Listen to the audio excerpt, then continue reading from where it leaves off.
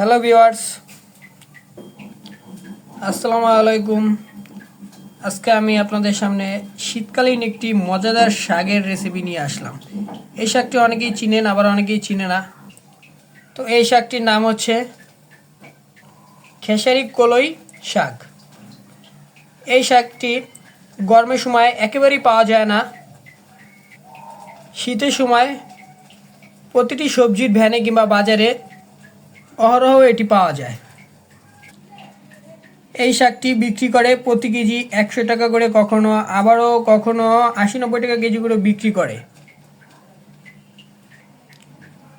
গ্রামাঞ্চলে মানুষেরা এই শাকটি ক্ষেতের থেকে উঠিয়ে টাটকা রান্না করে খায়। আমরাও শহরাঞ্চলে এটা তো করতে পারবো না। আমরা বাজার থেকে এই শাকটি শীতের সময় প্রত্যেক বছরই প্রায় কিনে খাই। তো এই শাকটি রান্না করে গরম ভাতের সঙ্গে খেলে খুব সুন্দর লাগে, এবং এই শাকটি রান্না করার পর একটি সুন্দর স্মেল তৈরি হয়। তো আপনারা দেখতে থাকুন আমি এই শাকটি কীভাবে রান্না করছি। আজকে এই শাকটি রান্না করার জন্য আমি এখানে পেঁয়াজ মরিচ কেটে নিয়েছি, সঙ্গে রসুন। শাকে তো প্রতি সময় রসুন ব্যবহার করতে হয় প্রত্যেকটা শাকেই। আর সাথে আমি একটি এক্সেপশনাল জিনিস নিয়েছি, এটি হলো আদা। এই শাকে মূলত আদা ব্যবহারের কারণ হচ্ছে এটাই, অনেক সময় এই শাকটি খেলে সাধারণত পেটে ব্যথা করার সম্ভাবনা থাকে। তো আদা দিলে এই শাকটি রান্না করার পরে খেলেও কোনো সমস্যা দেখা দেয় না। আর আদা দেওয়ার কারণে শাকটির মধ্যে একটি সুন্দর স্মেলও তৈরি হয়। তো আপনারা দেখতে থাকুন কিভাবে এই রান্নাটি করতেছি আমি। প্রথমে আমি এই শাকটি সুন্দর করে ধুয়ে নিচ্ছি, যাতে শাকের গায়ে কোনো প্রকারে বালু টালু লেগে না থাকে। এজন্য আমি একটু সুন্দর করে ভালো করে ধুয়ে নিচ্ছি।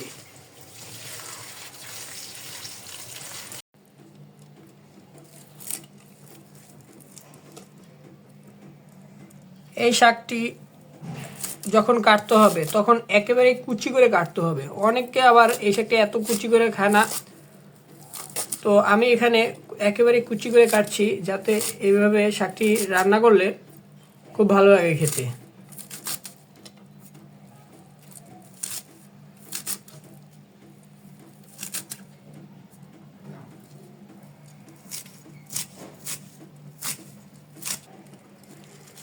এই শাকটি কাটতে খুব ধৈর্যের প্রয়োজন পড়ে, কারণ এভাবে শাক কুচি করে কাটা একটি ধৈর্যের বিষয়।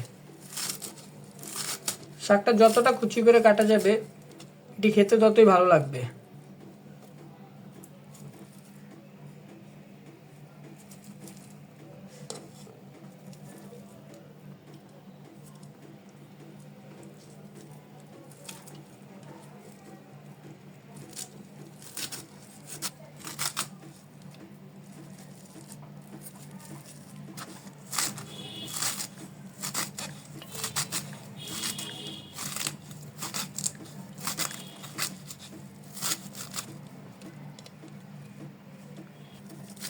এরকমভাবে সবগুলো শাকই কেটে নিতে হবে। দেখুন আমার পুরো কলই শাকগুলো কাটা কমপ্লিট হয়ে গেছে। এখন আমি এটি রান্নার জন্য চুলোতে কড়াই দিয়ে দিচ্ছি। প্রথম আমি কড়াই গরম করে এর মধ্যে কলই শাকগুলো দিয়ে দিচ্ছি।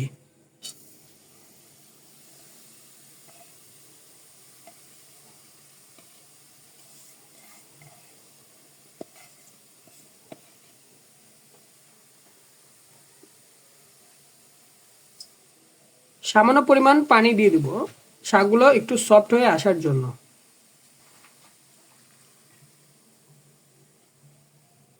এ পর্যায়ে আমি কিছুটা লবণ দিয়ে দিব শাকটা কমে আসার জন্য।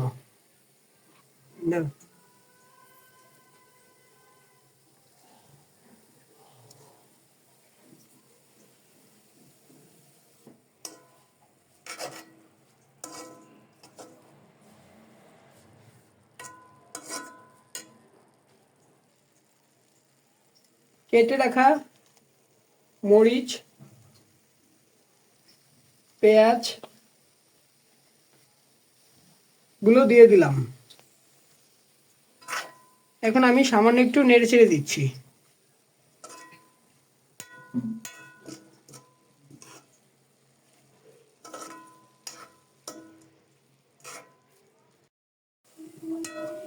দেখুন শাকটা অনেকটাই সিদ্ধ হয়ে এসেছে। আমি আরেকবার এটিকে ঢাকনা উঁচু করে নেড়ে ছেড়ে দিলাম।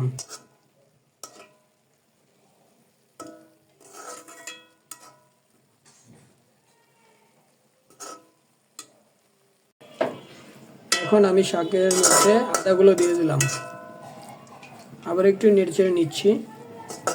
আর কিছুক্ষণের মধ্যে আমি শাকে বাগার দিয়ে দেবো। শাকগুলো বাগার দেওয়ার জন্য আমি একটি প্লেটে করে তুলে নিচ্ছি।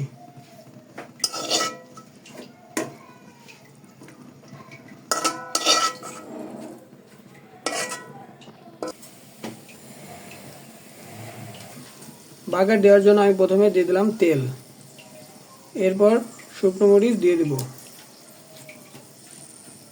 এখানে আমি একটি শুকনো মরিচ ব্যবহার করছি, আপনারা চাইলে আরও বেশি দিতে পারেন।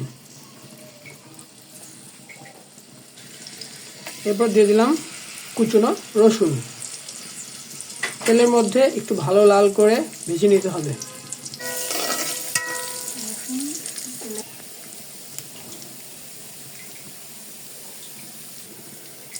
তেলের মধ্যে রসুন আর শুকনো মরিচগুলো ভাজা আমার প্রায় হয়ে গেছে। এখন তেলে ভাজা রসুন ও মরিচগুলোর মধ্যে সিদ্ধ করা শাকগুলো দিয়ে দিলাম।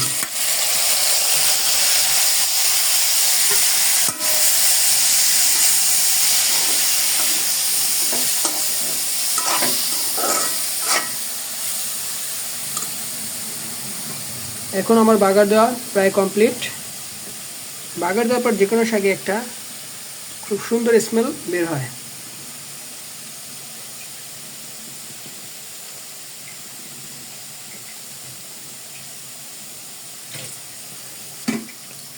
এরপর আমি শাকগুলোকে একটু ভেজে নামিয়ে নেব। তৈরি হয়ে গেল খেসারি কলই শাকের রেসিপি। এটি গরম গরম ভাতের সঙ্গে খেতে খুবই দারুণ লাগে। দুপুরের রান্নায় অথবা রাতের রান্নায় যদি এরকম শাক থাকে তাহলে অন্য কোনো তরকারির প্রয়োজনই পড়বে না। একমাত্র এই শাক দিয়ে সম্পূর্ণ প্লেট ভাত খাওয়া হয়ে যাবে। তো এতক্ষণ ভিডিওটি দেখার জন্য অসংখ্য ধন্যবাদ। চ্যানেলটিকে সাবস্ক্রাইব করে আমাদের সঙ্গেই থাকবেন। আল্লাহ হাফেজ।